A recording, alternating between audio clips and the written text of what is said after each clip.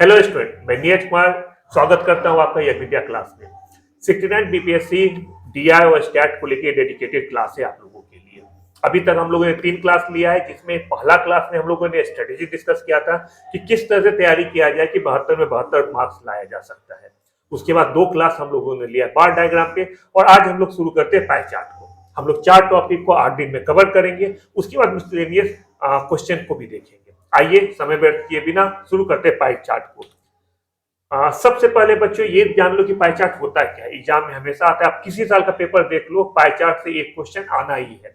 जो मैंने शुरू में आपको बताया था कि पिछला 10 बीपीएससी का एग्जाम हुआ है, 10-12 हुआ है, एग्जैक्ट नंबर में भी नहीं बता पा रहा हूँ, लेकिन पिछला 8 से 10 एग्जाम ऐसा हुआ जिसमें कि एक ही ट्रेंड आया है। क्या क्या आया है कि एग्जाम में 4 क्वेश्चन आते हैं, 36-36 नंबर के 4 क्वेश्चन, आपको 2 क्वेश्चन का जवाब देना होता है। 72 नंबर का आपका डीआई और स्टैट का पोर्शन होता है, जिसमें एक क्वेश्चन 36 नंबर का पाई चार्ट से रहता है। और पाई चार्ट सबसे आसान है। अगर आप 4 मेन टॉपिक देखें, जिसमें कि बार डायग्राम है, पाई चार्ट है, टेबल है और ग्राफ है, इसमें सबसे आसान पाई चार्ट है। क्योंकि पाई चार्ट में सिर्फ 2 चीज को ध्यान रखना होता है बच्चों, एक होता है परसेंटेज और दूसरा होता है डिग्री। 2 चीज को बस ध्यान रखना होता है और उसके बाद आराम से आपको पाई चार्ट का क्वेश्चन सॉल्व हो जाता है। आज हम लोग देखेंगे पाई चार्ट इतना आसान क्यों है। और अभी मैं बता रहा हूं कि अगर आप मुश्किल से 2 से 4 घंटा पाई चार्ट पे दे दोगे, हार्डली 4 घंटा, तो पाई चार्ट का क्वेश्चन आपसे 100% सही होने वाला है। कैसे? आज का क्लास देखिए, कल का देखिए, फिर आप इस बात पे सहमत हो जाएंगे कि रियली पाई चार्ट में 36 में 36 नंबर लाया जा सकता है। तो पाई चार्ट होता क्या है? बचपन में हम लोग देखते हुए आए, 8वां 9वां 10वां हम लोग पढ़े हैं पाई चार्ट को, सर्किल पढ़े हैं। आपको याद होगा मेंसुरेशन में हम लोग सर्किल पढ़ा है। सर्किल किस तरह का होता है आपको ध्यान होगा। सर्किल ये गोलाकार आकृति होता है, सर्किल का होता है। और सर्किल का खास बात क्या होता है कि इसमें जो डिग्री होता है ये 360 डिग्री ये कवर करता है। 360 कैसे? आप जानते हैं कि जो एक सीधी रेखा होती है 180 डिग्री का होता है सीधी रेखा। और सीधी रेखा में देखो 2 तरह का, एक ये हो गया, एक ये ऐड हो गया, तो ये हो जाता है 180 डिग्री इस तरफ, 180 डिग्री इस तरफ, ये हो जाता है 360 डिग्री। ये पाई चार्ट का कॉन्सेप्ट होता है। अब स्टैट और डीआई में पाई चार्ट से क्वेश्चन किस तरह से आते हैं, देखो बच्चे यहाँ पे पिछले बार से लगातार मैं आपको बोल रहा हूँ कि कुछ थ्योरी का पोर्शन मैं दे रहा हूँ, थ्योरी का पोर्शन बहुत ही छोटे में दे रहा हूँ और मैं यहाँ पे डिस्कस नहीं करता हूँ। लेकिन जब भी आप इस वीडियो को देखिए, थ्योरी का कुछ पोर्शन मुश्किल से 4 से 5 मिनट का होगा, एक बार उसे आप जरूर पढ़ लें। इससे फायदा क्या होगा, जब आप क्वेश्चन बनाएंगे तो विश्वास मानिए क्वेश्चन बनाते समय कुछ कुछ छोटा छोटा बात जो मैं नहीं अभी भी नहीं बोल पा रहा हूँ, शायद मेरे दिमाग से उतर गया हो, आप लोग उसे भी नहीं भूलेंगे। तो जितना भी थ्योरी का पोर्शन 2 या 3 स्लाइड में आता है उसको याद करके अच्छे से पढ़ ले। हम लोग क्वेश्चन में चलते हैं कि पाई चार्ट बनाते समय हम लोग क्या क्या बातें को ध्यान रखेंगे। देखो बच्चे, पाई चार्ट बनाते समय जैसे मैंने बताया, बस परसेंटेज और डिग्री 2 चीज का खेला होता है। इसमें होता क्या है कि सबसे पहले हम लोग देखेंगे, अगर किसी डेटा को प्रतिशत में चेंज करना होता है, परसेंटेज में चेंज करना होता है, तब क्या करते हैं, तब हम करते हैं कि जो फ्रीक्वेंसी होता है उसको हम ऊपर में लिखते हैं, टोटल फ्रीक्वेंसी को नीचे लिखते हैं, डिवाइडेड बाय 100। इससे हमारा निकल जाएगा परसेंटेज। इसका जो आंसर होगा ये होगा परसेंटेज में। परसेंटेज में 100 से मल्टीप्लाई क्यों करते हैं? क्योंकि परसेंटेज 100 का मान होता है, इसलिए इसको 100 से मल्टीप्लाई करते हैं। अब आते हैं डिग्री में। डिग्री में सब कुछ सेम रहता है, frequency upon total frequency into 360। क्योंकि अभी मैंने बताया कि डिग्री जो सर्किल होता है वो 360 डिग्री का होता है, इसलिए इसको मल्टीप्लाई करते हैं 360 से। तो आप लोग समझ गए हैं कि 2 चीज, परसेंटेज में मल्टीप्लाई करते हैं 100 से, और अगर डिग्री को मान निकालना हो तो हम लोग करते हैं 360 से। ये है, अभी पाई चार्ट पे आएंगे उससे पहले की बातें हैं कि ये 2-3 कॉन्सेप्ट आता है। इसका मतलब एक चीज तो आप समझ लिए होंगे, इसका मतलब ये हो गया कि अगर परसेंटेज 100 होता है और डिग्री 360, इसका मतलब क्या होता है? इसका मतलब होता है कि 1% equal to 360 upon 100 equal to 3.6 हो गया। इससे हम लोग आसानी से ये भी निकाल सकते हैं, अगर कोई क्वेश्चन में ये रहेगा कि अगर कोई किसी का मान 20% है तो डिग्री में कितना होगा, तो डिग्री में निकालने के लिए हम आराम से 20 को 3.6 से मल्टीप्लाई कर देंगे, इसका मान हो जाएगा, मल्टीप्लाई कर देंगे, ये इसका मान हो जाएगा। थ्योरी में आपको बिल्कुल ये अक्षरशः लिखा गया है, देख लो यहाँ पे, प्रतिशत मान वृत्त में संगत डिग्री में परिवर्तित हो जाते हैं। चूंकि एक वृत्त में 360 डिग्री होता है और सभी वस्तुओं का प्रतिशत मान 100 के बराबर होता है, इसलिए 1% मान को 360 अपॉन 100 या 3.6 डिग्री द्वारा दर्शाया जाता है, जो मैंने आपको यहाँ पे बताया। इसलिए कोनों का आकार प्राप्त करने के लिए प्रतिशत मान को 3.6 से गुना करना चाहिए, ये गुना करना होता है।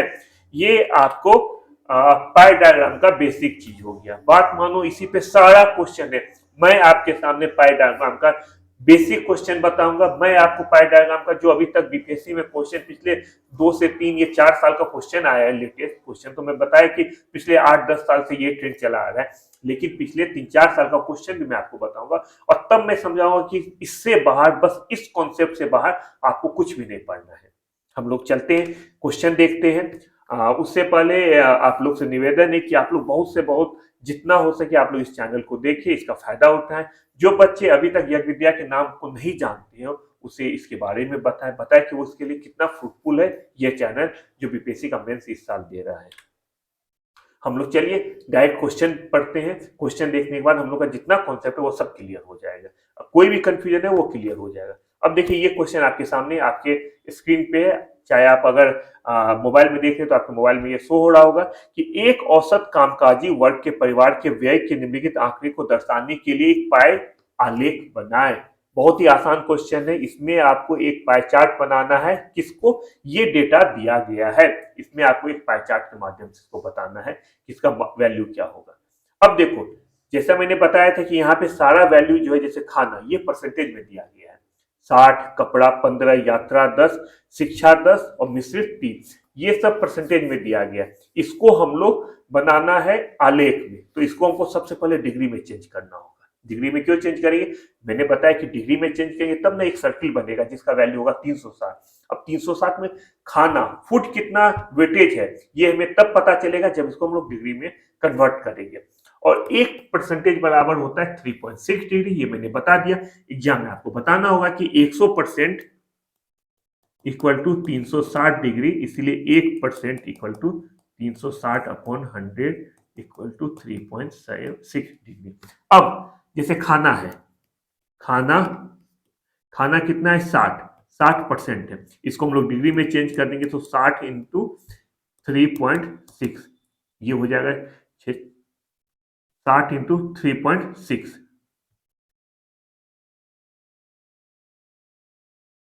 ये आपको हो गया 216 डिग्री। खाना का वैल्यू हो गया 216 डिग्री।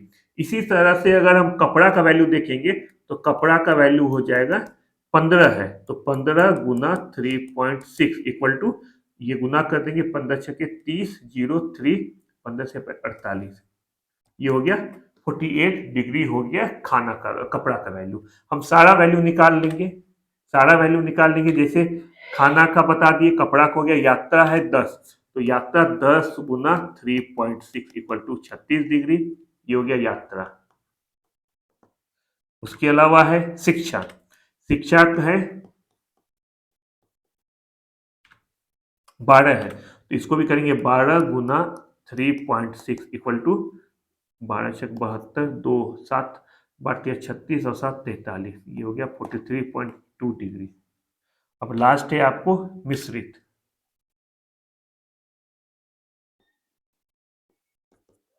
मिश्रित है 3, तो 3 इंटू 3.6 इक्वल टू हो गया, ये हो गया 10.8 डिग्री। ठीक है, ये हमारा हो गया। इस सबसे पहले हम लोग डिग्री बनाएंगे, डिग्री में सारा वैल्यू पुट हो गया। अब सेम इसी डिग्री को हम लोग एक सर्किल में पुट कर देंगे जिसका जितना वैल्यू है। जैसे अगर हम लोग देखेंगे खाना का आता है 216 डिग्री, तो 216 डिग्री जो है हम एक वृत्त में 216 डिग्री के आधार पे उसका वेटेज दे देंगे।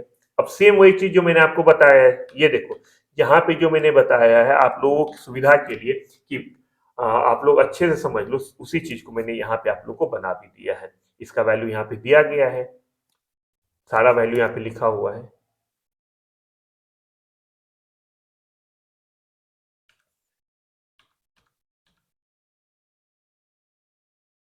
एक कपड़ा का वैल्यू कितना है? 15 और 3.6, 15 छक्के 30, 3, 15 से 45, 48, ये कपड़ा का वैल्यू हम लोग फिर से देख लेते हैं। ये कपड़ा का वैल्यू होगा 15 छक्के 90 जीरो सॉरी 9, 15 से 45 और 9 54 हो जाएगा, ये 54 हो जाएगा।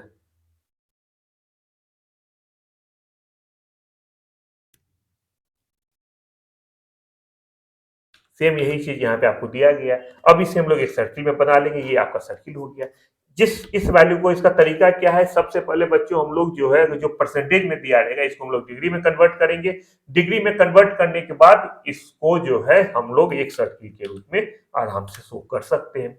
और सर्किल में शो कैसे करेंगे, एग्जाम में आपको पता होगा कि डीआई के एग्जाम में आपको हर चीज ले जाने का अलाउ है, आप लोग ले जा सकते हैं, कंपास ले जा सकते हैं, वहां पे कंपास की मदद से आप लोग इस चीज को ड्रॉ कर सकते हैं। जैसे ये खाना 60% है, लेकिन खाना 60% का वैल्यू कितना डिग्री हो रहा है, तो इसका वैल्यू हो रहा है 216 डिग्री हो रहा है। तो ये 216 डिग्री जो कंपास के माध्यम से हम आराम से 216 डिग्री बना सकते हैं। ठीक उसी तरह कपड़ा, यात्रा, शिक्षा, मिस्त्री, इसको भी हम लोग शो कर सकते हैं। ये आपका बेसिक क्वेश्चन है। और बात मानो इसी बेसिक क्वेश्चन के बेस पे सारा क्वेश्चन रहता है, कुछ नहीं करना होता है। थोड़ा बहुत क्या करना होता है, परसेंटेज को डिग्री में कन्वर्ट करो, डिग्री को परसेंटेज में कन्वर्ट करो, बस यही उसमें लगा रहता है और कुछ नहीं रहता है। हम लोग चलिए एक क्वेश्चन देखते हैं। इस क्वेश्चन में कुछ और कॉन्सेप्ट है जो आपका क्लियर हो जाएगा। क्वेश्चन क्या है कि एक प्रकाशन कंपनी द्वारा 2011 में एक पुस्तक प्रकाशित करने के लिए किए गए वे नीचे दिए गए हैं। ठीक है, ये आपको दिया गया है कि ये वे दिया गया है। क्या है, रॉयल्टी पे 15% है, मुद्रण पे 20, कागज की लागत 15, जल्दसाजी 30, संवर्धन 10 और परिवहन 10 है। अब आपको इस बेस पे, ये जो आपको डेटा दिया गया है, इस बेस पे कुछ क्वेश्चन बनाना है। आजकल जो क्वेश्चन का ट्रेंड है, बिल्कुल इसी तरह का क्वेश्चन पूछा जाता है। एक एग्जांपल के लिए मैंने दिया है। और इसी तरह का क्वेश्चन कैसा पूछा जाता है, जो 68 में भी आया, 67 में भी आया और 66 बीपीएससी मेंस में भी आपसे पूछा गया, वो सब मैं आपको बताऊंगा। पहले इस क्वेश्चन को सॉल्व करते हैं। इसमें पहला क्वेश्चन क्या है, जो इस डेटा पे है, जो इस पे बेस है कि एक पुस्तक की कीमत लागत कीमत से 20% अधिक है। यदि अंकित मूल्य 180 रुपया हो तो एक प्रति के लिए कागज की लागत क्या होगी। सबसे पहले हम लोग क्या करेंगे, इस डेटा को देख लेंगे। डेटा देख ली कि किसका क्या कीमत दिया गया है, किसके लिए कितना परसेंटेज फिक्स है, रॉयल्टी 15, मुद्रण 20, ये देख लेंगे। अब हम लोग क्वेश्चन सॉल्व करेंगे। क्वेश्चन सॉल्व करने के लिए हम लोग सबसे पहले क्या करते हैं, हम लोग जो जैसे क्वेश्चन हो गया है कि एक पुस्तक की कीमत लागत कीमत से 20% अधिक है। अब इसको बनाने के लिए हम क्या करेंगे कि सबसे पहले जो है हम लोग मान लेंगे कि पुस्तक की लागत कीमत, जो लागत कीमत है वो हम लोग मान लेंगे, लेट सपोज एक्स मान लिया। लागत कीमत को हम लोगों ने एक्स मान लिया है। अब लागत कीमत एक्स हो गया है, तो इस पुस्तक का जो प्राइस है, कीमत दिया गया है, लागत कीमत से 20% अधिक है, तो इसका कीमत क्या हो जाएगा, कीमत हो जाएगा एक्स का 20% ज्यादा है, तो एक्स प्लस एक्स गुना 20/100, ये हो गया 5। इसको हम लोग लिख सकते हैं 5x plus X upon 5 equal to 6x/5।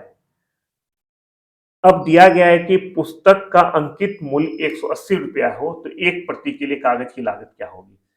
पुस्तक का अंकित मूल्य दिया गया है 180 रुपया। अब यहाँ पे 6x/5 अंकित मूल्य, यहाँ पे 180 है, दोनों बराबर है, तो ये हो जाएगा 6x/5 इक्वल टू 180। x का वैल्यू हो जाएगा 180 इंटू 5/6, ये हो गया 50। इसका मतलब हो गया कि पुस्तक का लागत जो है वो लागत हो गया, लागत कितना हो गया, लागत हो गया पुस्तक का 150। ये हमको मिल गया लागत। अब दिया है कि एक प्रति के लिए कागज की लागत क्या होगी। कागज की लागत क्या होगी, कागज की लागत यहाँ पे 15% दिया हुआ है। लागत है टोटल 150 और कागज की लागत है 15%, तो एक पीस के लिए क्या कागज की कीमत क्या होगी, 150 का 15%, मतलब 150 गुने 15/100, ये हो गया आंसर। जीरो, ये 52 जा 100, 53 जा, ये हो गया 45/2 इक्वल टू 22/5 रुपीज। ये हो गया कागज की लागत, जो ये 15% है, ये आंसर हो गया 22/22.5। अगला है, किसी पुस्तक की रॉयल्टी उसकी उसकी मुद्रण लागत से कितनी कम है। ये बिल्कुल आसान है। यहाँ पे दिया गया क्या है, यहाँ पे देखो, इसमें चूंकि लिखने का जरूरत बहुत कम पड़ता है, इसलिए मैं आ जाता हूँ आपके सामने में। यहाँ पे दिया गया है कि किसी पुस्तक की रॉयल्टी उसकी मुद्रण लागत से कितनी कम है। अब रॉयल्टी जो है, देख लो रॉयल्टी कितना है, रॉयल्टी 15%। इसको हम लोग यहाँ भी बना देते हैं, रॉयल्टी हो गया 15%। देख रहे बच्चों, रॉयल्टी 15% है और मुद्रण लागत से कितनी कम है, मुद्रण लागत 20% है। तो ये कम कितना होगा, 20 - 15 इक्वल टू 5%। सिंपल है। अगला, कागज का केंद्रीय कोण क्या है। अब कागज का केंद्रीय कोण क्या है, अब कागज कितना है, कागज है 15%। 15% है कागज की लागत। इसका केंद्रीय कोण क्या है, केंद्रीय कोण अभी हम लोगों ने देखा है कि केंद्रीय कोण निकालने के लिए क्या करते हैं, केंद्रीय कोण निकालने के लिए हम लोग परसेंटेज को कोण में बदलने के लिए 3.6 से गुना कर देते हैं। तो यहाँ पे परसेंट दिया गया है 15%, तो 15% को डिग्री में बदलने के लिए 15 इंटू 3.6 कर देंगे। अभी हम लोगों ने निकाला था, इसका वैल्यू हो जाएगा बराबर 54 डिग्री। अगला, परिवहन खर्च की तुलना में जिलसाजी का खर्च कितना अधिक है, ये मुझे बनाना होगा, तो इसमें गायब हो जाता हूं। परिवहन खर्च की तुलना में जिलसाजी का खर्च कितना अधिक है। अब यहाँ देखो, हम लोगों ने निकाल लिया है, पहले ही निकाल लिया था। यहाँ पे देख लो कि पुस्तक का लागत है 150, ये हम लोग का निकल चुका है। अब पुस्तक का लागत मूल्य है 150 रुपया। अब परिवहन खर्च कितना है, देख लो, परिवहन खर्च इसमें है 10%। परिवहन खर्च 10%, इसका मतलब है 150 का 10% इक्वल टू 15। अब जिल्सदादी का खर्च, जिल्साजी जिल्साजी 30% दिया गया है, तो 150 का 30% हम लोग निकाल लेंगे।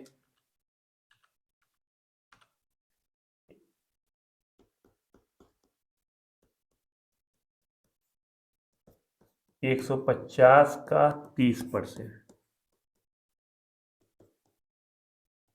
ये हो गया 45। अब करें कितना परसेंट अधिक है, पहले से निकालेंगे अधिक कितना है, तो अधिक हो जाएगा 45 - 15 इक्वल टू 45 - 15 इक्वल टू, ये हो गया 30। 30 अधिक है। अब हमको निकालना है कि कितना परसेंट अधिक है, तो अधिक निकालने के लिए इसका हो जाएगा 30/15 गुना 100। इसका मतलब हो गया 200% ये अधिक है।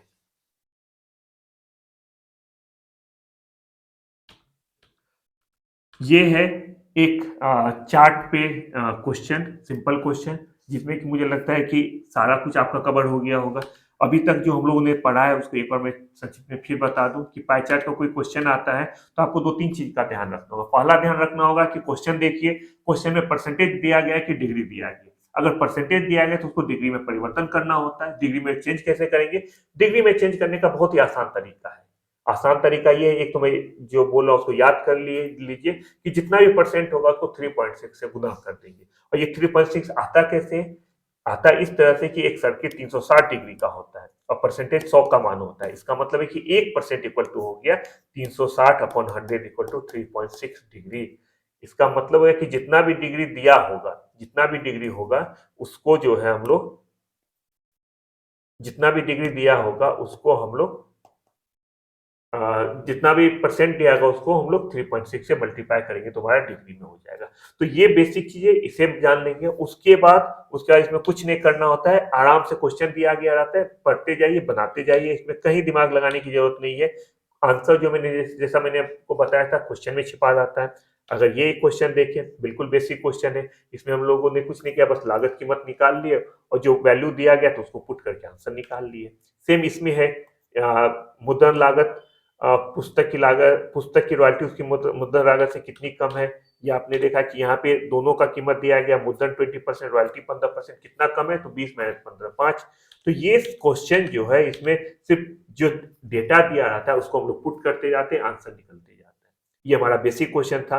अब हम लोग देखते हैं कि जो 68 पीपीएससी में क्वेश्चन आया था, 68वीं पीपीएससी में जो क्वेश्चन आया था किस पे, पाई चार्ट पे क्वेश्चन आया था। हम लोग एक वो क्वेश्चन देखते हैं जिससे आप लोगों का कॉन्सेप्ट और क्लियर हो जाएगा। पाई चार्ट से रिलेटेड और भी अगर आपके दिमाग में कोई कंफ्यूजन लग रहा है तो आप प्लीज मेरे पास आइए, सोशल नेटवर्किंग साइट के थ्रू मैसेज कीजिए कि आप लोग को क्या कंफ्यूजन हो रहा है, उसे मैं बिल्कुल दूर करूंगा। अब हम लोग 68वीं बीपीएससी मेंस का क्वेश्चन देखेंगे, इससे आइडिया लग जाएगा कि जो मैंने बताया बिल्कुल वही चीज आपको एग्जाम में उसी पे बेस क्वेश्चन आता है। आइए हम लोग इस क्वेश्चन को देखते हैं। क्वेश्चन में आपको दिया गया है कि नीचे ये एक वृत्त ग्राफ दिया गया है जिसमें 2015 के दौरान विभिन्न व्यय शीर्ष के तहत कंपनी के कुल व्यय का प्रतिशत विवरण दर्शाता है। वृत्त ग्राफ का अध्ययन कीजिए और फिर दिए गए प्रश्नों के उत्तर दीजिए। इसमें एक एक चार्ट बना हुआ है, पाई चार्ट है ये, एक परसेंटेज रूप में दिया गया है कि खर्चा किस मद में होता है। जैसे इंफ्रास्ट्रक्चर पे, जिसको बुनियादी ढांचा कहते हैं, उस पे हो रहा है 20%। ट्रांसपोर्ट ट्रांसपोर्ट पे 13%, एडवर्टीजमेंट पे 15%, टैक्स 10%, R&D हो गया, research and development 5%, salary 20%, interest 17%। ये सारा एक्सपेंसेज है किसी कंपनी का जिस जिस मद में हो रहा है। अब आपको क्वेश्चन का आंसर देना है, क्वेश्चन इस पे बेस है, उसका आंसर आपको देना है। आइए देखते हैं क्या है। पहला क्वेश्चन है, कंपनी के व्यय की कुल राशि शोध और विकास पर व्यय की कितनी गुनी है। अब देखिए क्वेश्चन में मुझे नहीं लगता है कुछ ज्यादा आपको करने की जरूरत है। कंपनी के व्यय की कुल राशि, कंपनी के व्यय की कुल राशि, कंपनी के व्यय की कुल राशि शोध और विकास पर व्यय से कितनी गुनी है। अब यहाँ पे हम लोग देख लेंगे, शोध और विकास पे R&D पे कितना खर्च हो रहा है, R&D पे 5% हो रहा है, R&D पे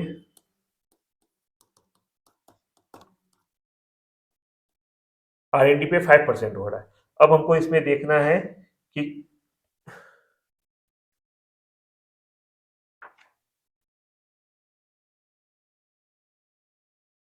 कुल व्यय है 100 और R&D पे हो रहा है 5%। कितना गुना है तो ये तो हो गया 100/5 इक्वल टू 20 टाइम्स हो जाएगा।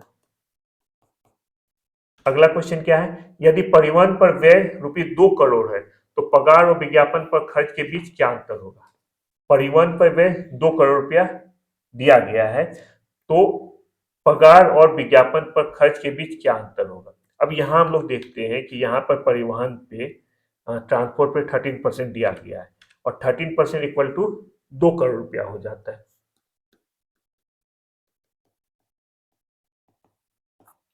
13% इक्वल टू 2 करोड़ हो जाता है तो पगार और विज्ञापन पर खर्च के बीच क्या अंतर होगा। अब पगार मतलब सैलरी दिया गया है 20% और एडवर्टीजमेंट दिया गया है 15%।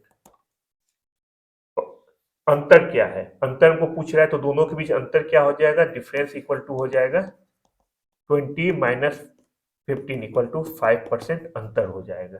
अब 13% का वैल्यू है 2 करोड़ रुपया, तो 5% का वैल्यू क्या होगा ये आपको पूछ रहा है। तो इसको निकालने के लिए हम लोग ये भी कर सकते हैं, 13% इक्वल टू 2, 1% इक्वल टू 2/13 और 5% इक्वल टू 2/13 गुने 5। इसका वैल्यू हो गया 10/13, 10/13 करोड़ हो गया इसका वैल्यू। इसको हम लोग, आप लोग जो है आराम से लाख में चेंज कर सकते हैं। थर्ड क्वेश्चन है, करों एवं ऋण पर ब्याज के कुल खर्च और बुनियादी ढांचे एवं परिवहन के के कुल खर्च का क्या अनुपात है। करों एवं ऋण पर ब्याज के कुल कुल खर्च और बुनियादी ढांचे एवं परिवहन के कुल खर्च का क्या अनुपात है। अब यहाँ पे हम लोग देखेंगे क्या दिया गया है, करों और ऋण के ब्याज का कुल खर्च कितना दिया गया है। अब देखिए ये 10 और 17 27% हो जाएगा,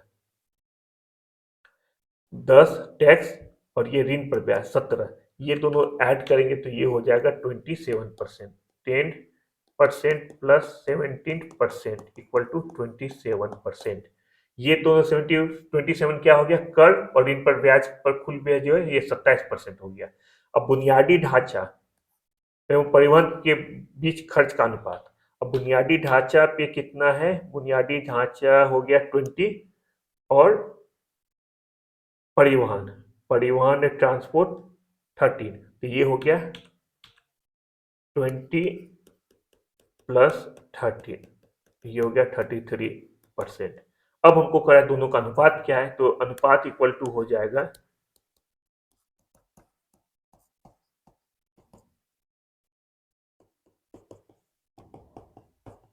9:11। अगला क्वेश्चन क्या है, अगर ऋण पर ब्याज ₹2.6 करोड़ है तो विज्ञापन करों और पगार पर व्यय की कुल राशि क्या होगी। ऋण पर ब्याज दिया गया है 2.6 करोड़, ऋण पर ब्याज 2.6 दिया गया है और एग्जाम क्वेश्चन में हमें दिया गया है कि ऋण पर ब्याज 17% है, इसका मतलब है कि 17% इक्वल टू 2.6 करोड़ हो गया।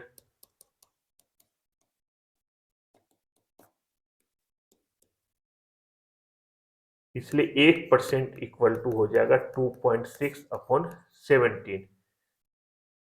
अब विज्ञापन करों और पगार पर कुल व्यय की राशि क्या होगी। विज्ञापन करों और पगार पे कुल राशि, विज्ञापन पे है 15%, कर टैक्स पे है 10% और पगार सैलरी पे है 20%। तो हम तीनों को ऐड कर देंगे, 15 प्लस 10 प्लस 20, ये हो जाएगा 45%। अब दिया गया है कि 17% इक्वल टू 2.6 करोड़ है, 17% इक्वल टू 2.6 करोड़, इसलिए 1% इक्वल टू 2.6 अपॉन 17, इसलिए 45% इक्वल टू 2.6 अपॉन 17 गुना 45। इसे हम सॉल्व कर देंगे, ये हमारा आंसर हो जाएगा। लास्ट इसमें दिया गया है ऋण पर ब्याज पर खर्च और विज्ञापन के व्यय के बीच खर्च का अंतर विज्ञापन के व्यय का कितना गुना है। तो ऋण पर ब्याज पर खर्च दिया गया था, हम लोग देखे थे कि 17% है, 17% जो ऋण पर ब्याज पर खर्च है 17% और विज्ञापन पर खर्च दिए 15% है। तो हम लोग देखते हैं कि दोनों का अंतर कितना होता है। ऋण पर ब्याज पर खर्च 17% हो गया, विज्ञापन हो गया 15%, अंतर 17 माइनस 15 इक्वल टू 2% हो गया। इसीलिए कितना गुना हमसे पूछा जाए तो कितना गुना हो जाएगा, ये गुना का मतलब हो जाएगा अभिष्ट गुना इक्वल टू 2/15%, 2% अपन 15% इक्वल टू हो गया 2/15 गुना।